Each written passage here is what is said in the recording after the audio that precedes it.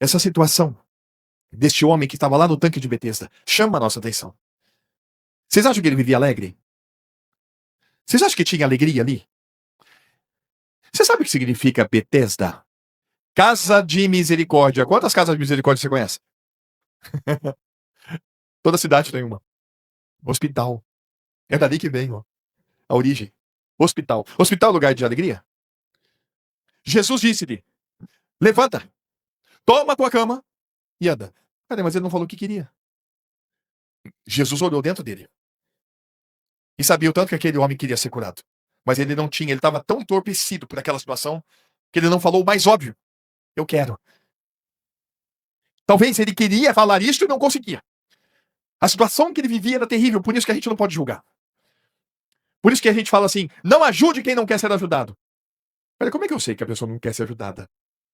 Quantas pessoas que, mesmo aparentando não querer ajuda, e foram ajudadas e foram resgatadas, foram salvas, foram curadas, e que depois foram e disseram: muito obrigado, porque você insistiu comigo. Existe essa situação ou não? Então essa máxima de que não ajude quem não quer ser ajudado, ela não tem sentido. Eu prefiro afirmar algo que para mim faz mais sentido. Deixe o Senhor te conduzir pelo Espírito, porque Ele sabe quem precisa ser ajudado, e que Ele use a mim e a você para isto. Sabe o que aconteceu com o rico e com Lázaro? Ô, história profunda, gente. Onde é que o Lázaro ficava? Aonde que o Lázaro jazia? Quem lembra? À porta do rico. Me parece que o rico se tornou uma pessoa insensível. Ele não se sensibilizou por aquele homem que estava na porta da casa dele.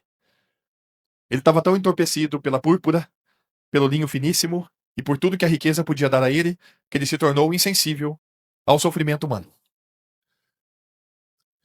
E eu falo para você, nós podemos ter atitudes que nem a do rico, nos tornando às vezes insensíveis com pessoas. Insensíveis com pessoas que a gente despreza e que a gente quer logo embora. Precisamos tomar cuidado para que a gente não fique insensível ao ponto de desprezar as pessoas. A riqueza não levou aquele homem para o céu. Tudo aquilo que era proporcionado aqui na terra não teve efeito nenhum na eternidade. O Lázaro, este foi acolhido pelos anjos para o seio de Abraão. Por isso que é um assunto profundo este, que o Senhor está tocando comigo aqui. Não ajude quem não quer ser ajudado, eu não quero mais falar disso não. Porque eu estou saindo de qualquer perspectiva maior do que isto. Tem pessoas que não estão em condições nem de pedir ajuda. E que Deus te use e use a mim, para que esses também sejam alcançados. Não dá o peixe. Ensina ele a pescar. É outra máxima do mundo que eu não concordo. Tem pessoas que não têm condição nem força de pegar numa vara para pescar. Precisa comer primeiro. Dá o peixe primeiro. Alimenta ela. Depois, você vai ensinar ela. Então existem coisas que o mundo fala e que a gente precisa tomar cuidado para não reproduzir. De uma maneira em que não esteja baseada naquilo que a multiforme graça de Deus pode fazer na vida. Deus é o Deus do impossível. E a gente limita quando fala: não ajude quem não quer ser ajudado. Eu vejo que é uma frase que limita o poder de Deus. Aqui me parece bem claro que aquele homem fazia 38 anos que ele vivia aquela situação. Ele não disse para Jesus diretamente: eu quero. Mas Jesus mesmo assim falou: levanta e anda. E aquele homem levantou e andou. Mesmo não dizendo claramente: eu quero. Talvez o que ele gostaria é que Jesus ficasse ali com ele, não reconhecendo Jesus, mas um homem que pudesse pegar ele e jogar dentro da água. Ele falava: lá eu sei que eu vou ser curado. Agora ele foi surpreendido pelo Rei dos Reis e o Senhor dos Senhores. Assim como nós um dia fomos surpreendidos de ter sido alcançados por esta graça, sem merecer. Nunca merecemos.